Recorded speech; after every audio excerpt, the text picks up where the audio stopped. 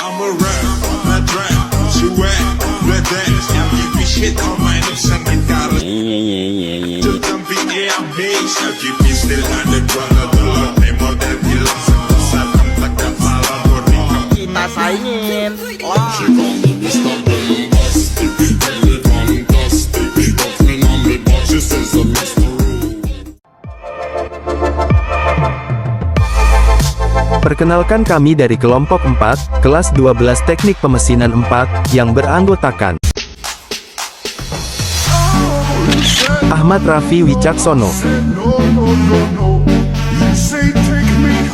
Ahmad Nur Fauzan, Evina Novita Fitriana,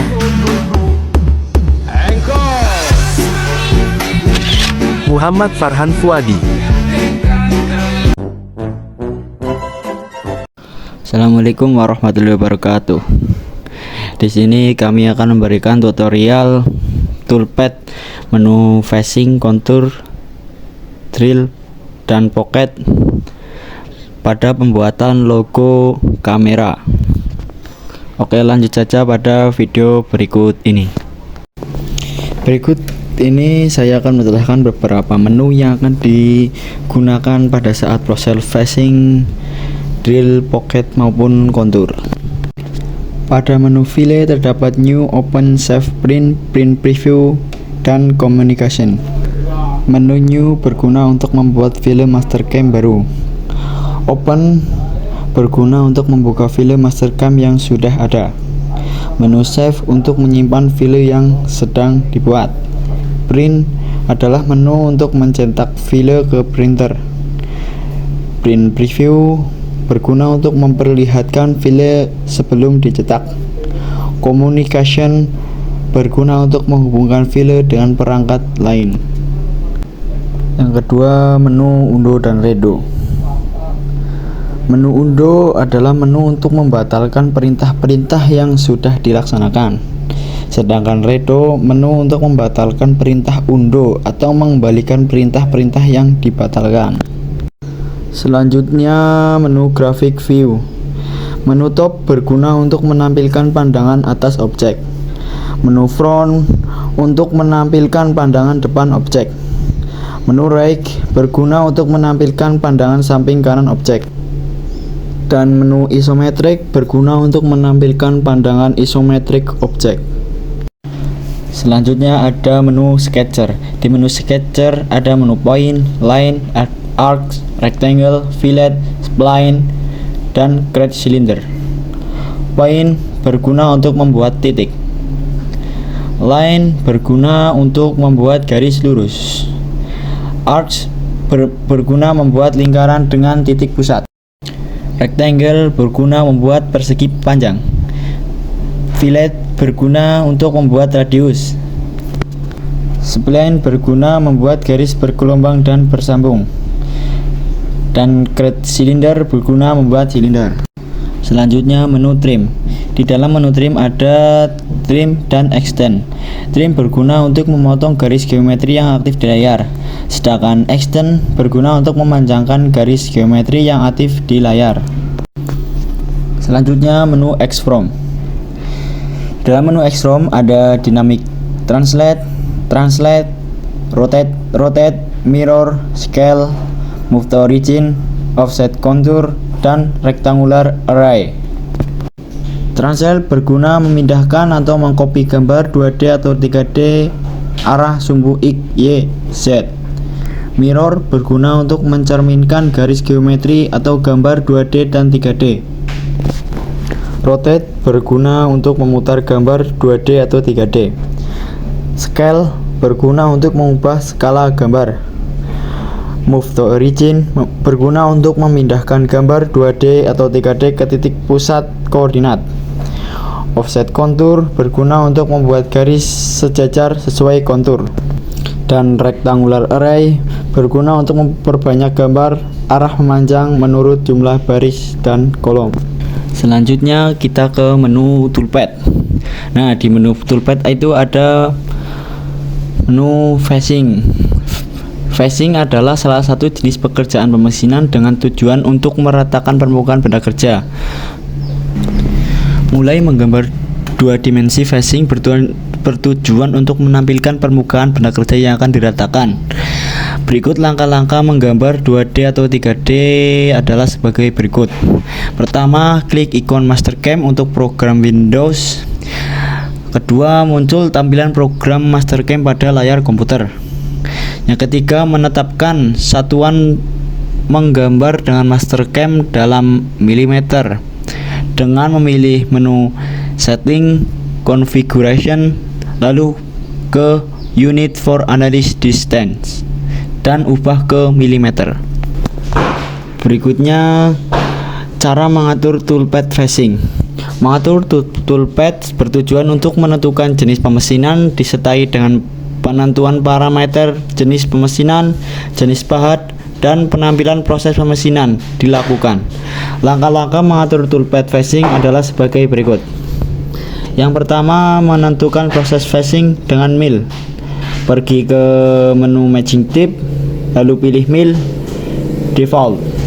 Selanjutnya muncul kotak dialog Operation Manager. Pada kotak dialog Operation Manager terdapat dua menu utama, yaitu toolpad dan solid. Pada menu toolpad terdapat runtutan proses pemesinan yang dilakukan.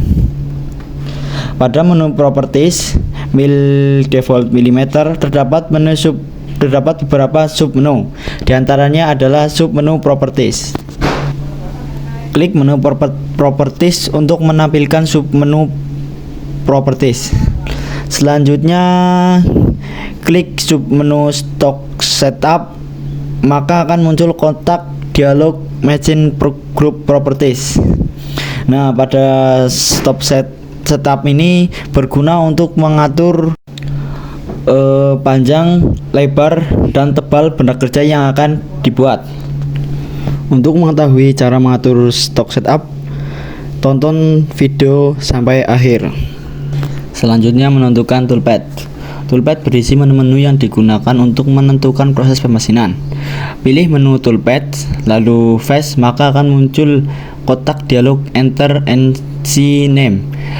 Dalam kotak dialog Enter New NC Name dapat diketik nama program yang akan dikerjakan. Tampilan berikutnya adalah kotak dialog chaining. Menu chaining berisi menu-menu untuk menyatukan bagian-bagian dari objek guna menentukan langkah-langkah proses pemesinan. Pilihlah menu chaining meliputi chain, window, dan single. Chain dapat digunakan untuk menyatukan keseluruhan objek dengan sekali pilih, dengan ketentuan bagian-bagian objek tersambung satu sama lain. Langkah-langkahnya adalah klik chaining. Klik salah satu bagian dari objek, menu chain dianjurkan untuk digunakan.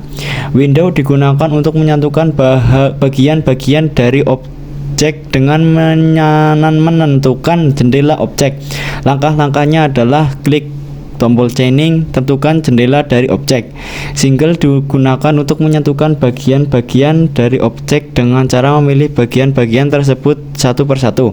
Langkah-langkahnya adalah klik tombol chaining, klik satu per satu bagian dari objek. Selanjutnya akan muncul kotak dialog 2D toolpad phasing.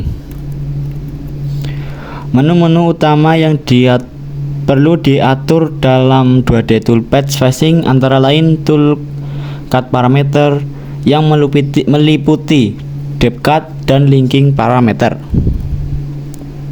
Tool. Menu tool berisi tentang penentuan pahat dan parameter pahat yang digunakan dalam proses pemesinan.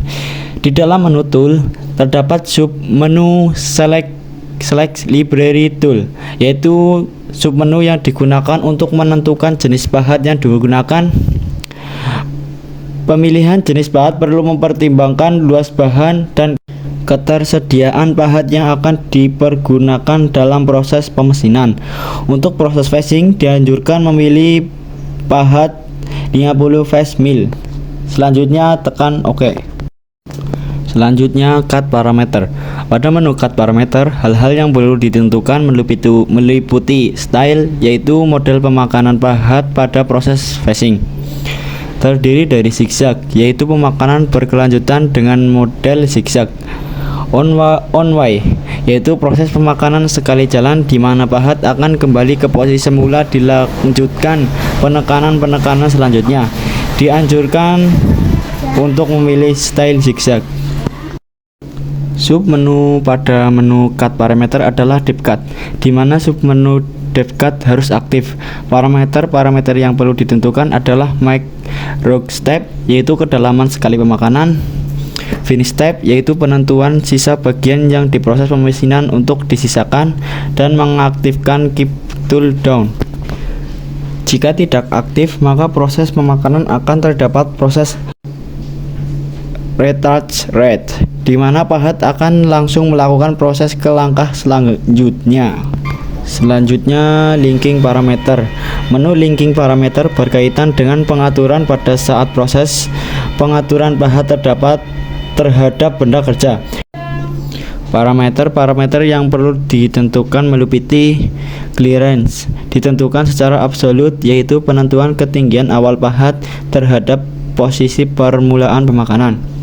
Retract ditentukan secara absolut, yaitu posisi pahat setelah pemakanan pada saat berlangsungnya pemakanan, bukan perakhiran proses pemakanan. Feed plane ditentukan secara absolut, yaitu kecepatan pergerakan pahat dari posisi clearance ke posisi awal pemakanan benda kerja. Tube of stock ditentukan secara absolut, yaitu posisi pembacaan pahat terhadap permukaan benda kerja. Yang terakhir, depth ditentukan secara absolut dengan berharga negatif, yaitu pemakanan kedalaman pada benda kerja. Pengaturan berikutnya berkaitan dengan simulasi pergerakan pahat dalam proses pengerjaan benda kerja. Langkah-langkah pengaturannya adalah sebagai berikut. Yang pertama, mengaktifkan menu Verify Selected Operation, maka akan muncul kotak dialog Verify. Menu nomor 2 berguna untuk menentukan jenis simulasi pahat, meliputi turbo, simulate dengan tool, dan simulate tool and holder. Menu nomor 3 berguna untuk menentukan kecepatan simulasi pahat. Menu nomor 4 berguna untuk menjalankan simulasi dengan menekan tombol play. Berikut tampilan dari simulasi adalah pergerakan penyayatan pahat dalam proses facing terhadap benda kerja. Selanjutnya, mengatur toolpath kontur. Langkah-langkah mengatur toolpath kontur adalah sebagai berikut. Pertama, memilih tipe mesin melalui menu Machine Type, Mill, Default. Selanjutnya, chaining terhadap kontur dengan menu Chain, memilih kontur alur. Selanjutnya, muncul kotak dialog 2D toolpath kontur. Pada kotak dialog 2D toolpath kontur, pilih submenu tool dan select library untuk memilih jenis pahat. Untuk jenis pahat direkomendasikan untuk dipilih flat. Parameter yang perlu diisi meliputi spindle direction terhadap pilihan CW, clockwise untuk putaran searah jarum jam atau CCW, kontur clockwise untuk putaran berlawanan jarum jam. Yang kedua, feed rate, kecepatan pemakanan. Yang ketiga, spindle speed, kecepatan putaran dari pahat ditentukan dengan rumus N VC kali 1000 dibagi P kali D. Yang terakhir, bloom rate, yaitu kecepatan pahat kembali ke posisi semula. Submenu berikutnya adalah cut parameter. Menu yang ditentukan dalam submenu cut parameter meliputi compensation type, terdiri dari pilihan komputer jika menghendaki pahat berada di sebelah kanan atau kiri alur, dan off jika menghendaki pahat berada di tengah alur. Untuk pembuatan program alur dan chamber direkomendasikan untuk memilih komputer. Komputer direction terdiri dari pilihan left jika menghendaki pahat berada di kiri alur, dan right jika menghendaki pahat berada di kanan alur. Selanjutnya, deep cut diaktifkan. Yang ditentukan adalah macro step, yaitu kedalaman sekali pemakanan, dan finish step, langkah terakhir pemakanan. Selanjutnya, dalam linking parameter kita mengatur depth, yaitu mengisi kedalaman kontur. Selanjutnya, mengatur toolpath pocket. Langkah-langkahnya memilih tipe mesin melalui menu Machine Type, Mill, Default. Selanjutnya, chaining terhadap pocket. Selanjutnya muncul kotak dialog 2D Toolpad Pocket. Pada kotak dialog 2D Toolpad Pocket, pilih semenu tool dan select library untuk memilih jenis pahat. Direkomendasikan untuk memilih flat and mill. Selanjutnya submenu cut parameter. Submenu yang ditentukan dalam submenu cut parameter meliputi matching direction, ditentukan clean pocket type, ditentukan standar, dan tip time ditentukan tip. Submenu logik ditentukan dengan cutting metode zigzag atau bisa yang lain. Selanjutnya mengaktifkan decut dengan mengatur rock step, yaitu kedalaman sekali pemakanan. Selanjutnya drill atau membuat lubang. Caranya pergi ke menu toolpad lalu pilih drill. Lalu window pocket, pemilihan berdasarkan poin, pilih semua poin. Jika menghendaki metode drill yang lain, klik sorting, kemudian muncul berbagai metode sesuai pilihan. Selanjutnya select library tool dan pilih tool sesuai diameter lubang. Pada simple drill no pack, aktifkan clearance, retract, dip, dan circle. Klik clearance point kembali ke atas setelah proses drilling selesai. Retract adalah poin kembali ke atas untuk mengangkat chip. Dip adalah kedalaman total. Cicel adalah drill atau counterbore tanpa pack drill. Cek jalannya program dengan blackboard. Untuk mensimulasikan hasil toolpad program secara visual 3 dimensi, pilih Verify Scattered Operation. Gambar warna biru berguna untuk simulasi tool and holder. Yang berwarna merah berguna untuk simulasi tool. Matching berguna untuk memulai simulasi. Restart untuk balik ke awal. Nah, di Mastercam X5 ini bisa mengatur warna setiap pemakanan. Caranya klik Verify Scattered Operation, lalu klik Option, lalu Set Color, lalu pilih bagian mana yang akan diubah warna. Oke, kita langsung saja ke tutorialnya. Halo semuanya, sebelum kita melakukan proses drill, pocket, facing maupun kontur, kita melakukan setting setup terlebih dahulu. Kalian pergi ke menu matching type, lalu pilih menu mill, karena pengerjaan kita akan menggunakan proses milling kali ini. Selanjutnya kita memindah sket atau gambar yang telah kalian buat pada bagian kanan atas. Nah, pada sket kita kali ini bagian pojok sini tidak runcing. Jadi kalau kalian pindah itu bakal melebihi garis atau tidak pas. Nah, contohnya kayak gini. Bagaimana caranya? Yaitu cara yang tepat adalah kita membuat siku terlebih dahulu menggunakan line.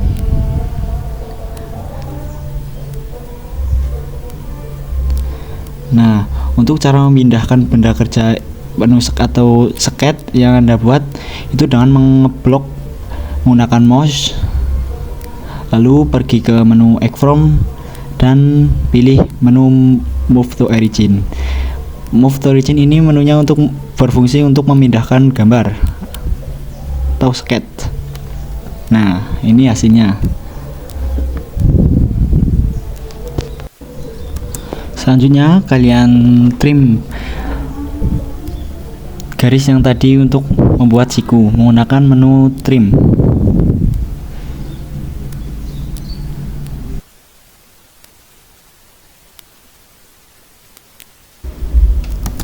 Selanjutnya kalian ke menu properties, tekan ikon plus untuk memunculkan tulisan stock setup, lalu klik. Nah, untuk panah ini pindah bagian kiri dengan cara mengklik panahnya dan klik bagian yang ingin dipindah. Nah, untuk mengisi X dan Y ini bisa dilakukan dengan dua cara, yaitu dengan cara otomatis dan cara manual. Jika kalian hafal ukurannya, kalian bisa menggunakan cara otomatis, atau bisa dengan menggunakan cara cepat, yaitu dengan mengeklik bounding box dan klik sketch yang Anda buat. Otomatis akan mengikuti panjang dan lebar sketch Anda. Untuk set ini saya isikan 20 karena tebalan yang saya inginkan adalah 20. Dan pastikan in view coordinates itu X, Y, Z nya 0 semua, atau bisa mengatur dengan mengklik tengah-tengah sumbu. Kalau in view coordinates Anda tadi X, Y, Z nya tidak 0 semua, pasti ntar sketch Anda tidak pas gambarnya. Nah, selesai proses setting setupnya. Hai, di sini saya akan meratakan permukaan benda kerja menggunakan toolpad face. Next, kita mengeklik lingkaran 3, setelah itu checklist white.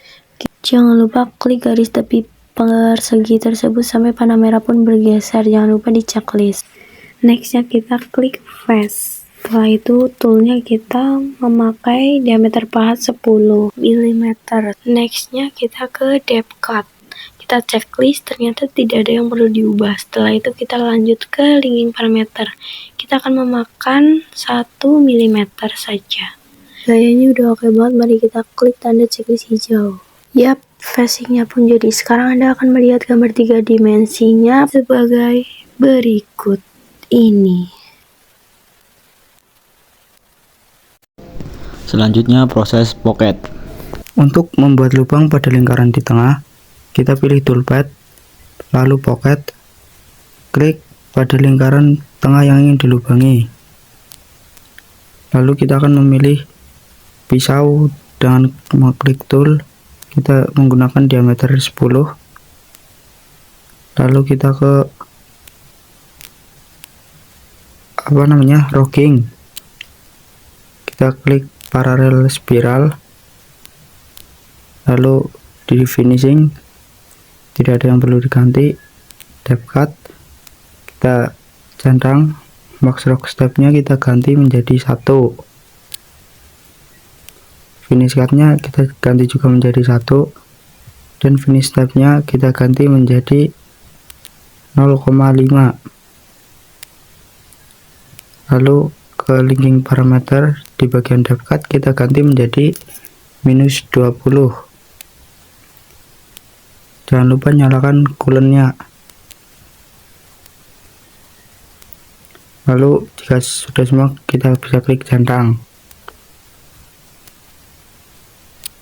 Dan inilah hasilnya.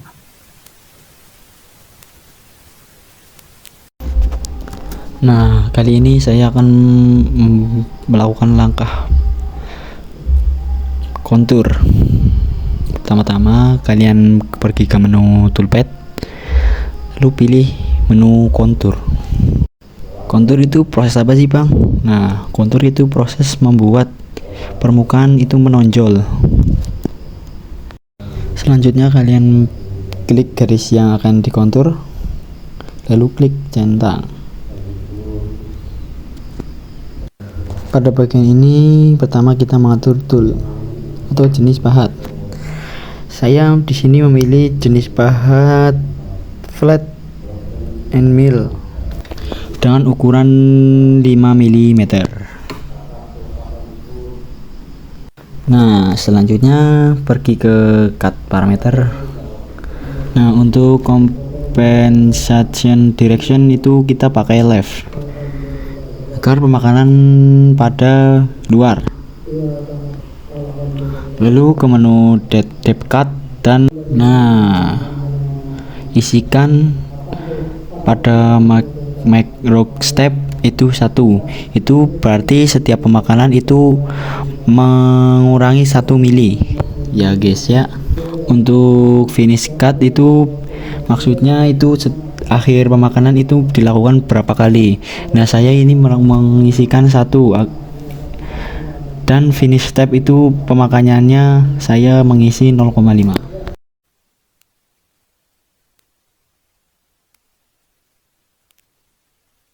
selanjutnya kita ke multipass. Nah, pada multipass ini kita isikan number. Maksud number itu adalah berapa kali kita melakukan penyayatan. Untuk spacing itu jarak dari satu pemayatan ke pemakanan atau penyayatan selanjutnya.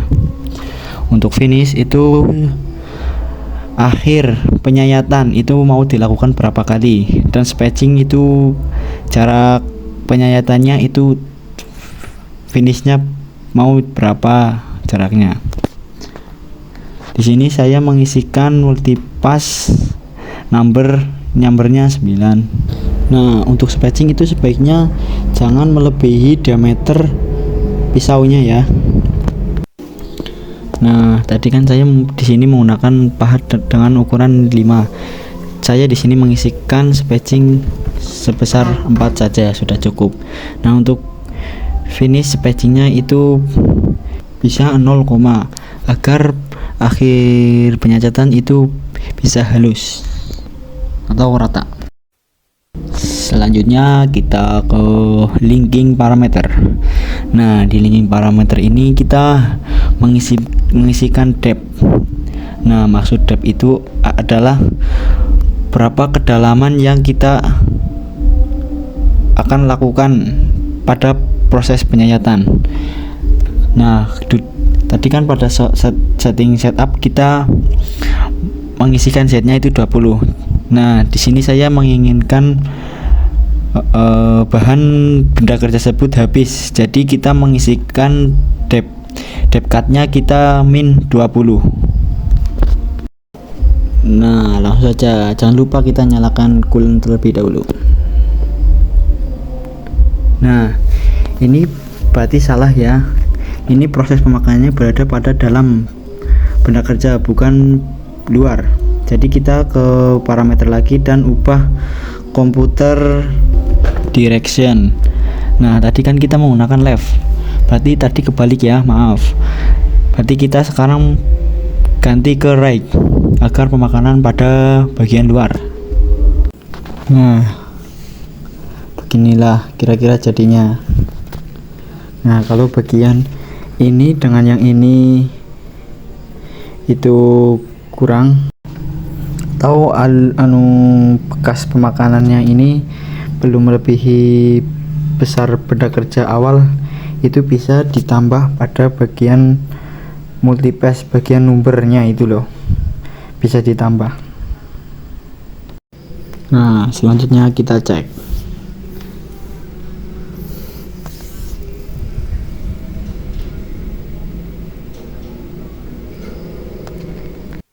Mungkin ini proses terlalu lama ya, kita potong aja. Nah, begininya hasil akhir proses kontur awal. Nah, sekarang kita melakukan kontur kedua untuk membuat tonjolan bagian kameranya. Kalian ke menu kontur dan pilih garis dan klik centang. Lalu atur toolnya. Di sini saya memakai flat and mill dengan diameter 10. Lalu cut parameter compensation directionnya itu right. Lalu ke menu depth cut, makro stepnya kita isikan 1 saja sudah cukup. Finish cutnya kita lakukan 1. Finish stepnya kita 0,5 saja.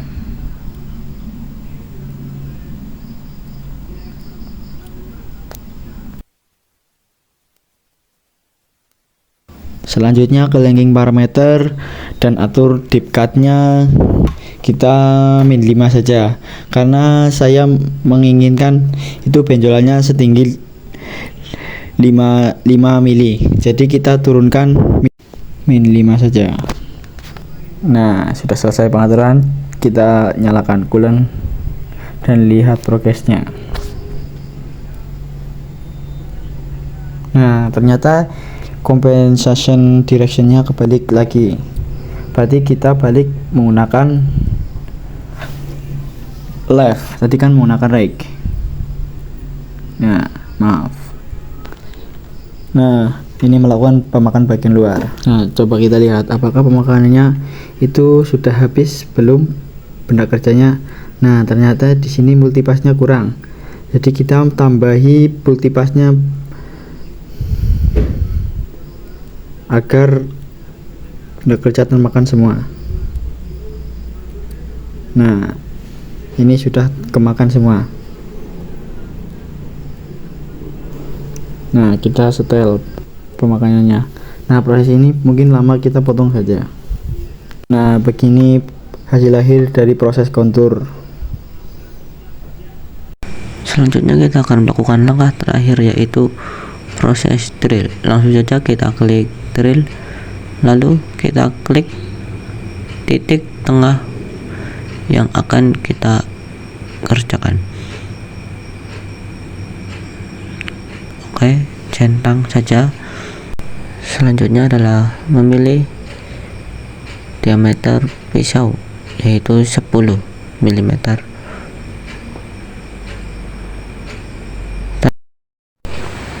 Dan kita akan mengisi kedalaman pengeboran yaitu sebesar 20 mm.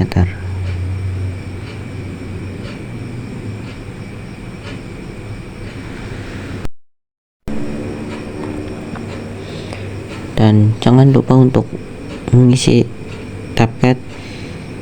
Di sini saya mengisi sebesar 0,5 saja. Oke, kita nyalakan coolant, lalu centang. Oke, kita cek saja apakah sudah berhasil atau belum. Ya, proses pengeboran sudah berhasil. Nah, beginilah hasil akhir pembuatan logo kamera. Pada logo kamera ini ternyata terdapat 4 proses, yaitu facing, kontur, pocket, dan drill. Kelebihan dari Mastercam X5 ini terdapat banyak menu sehingga dapat mempermudah dalam pembuatan logo maupun sketch yang diinginkan oleh pembuat. Kekurangan dari Mastercam X5 ini sendiri itu ada fitur yang berbeda dari Autodesk Inventor, yaitu tidak bisa mengubah dimension ketika sudah dibuat. Sekian tutorial dari kami. Jika ada pertanyaan bisa ditulis di kolom komentar ya. Sekian, wassalamualaikum warahmatullahi wabarakatuh.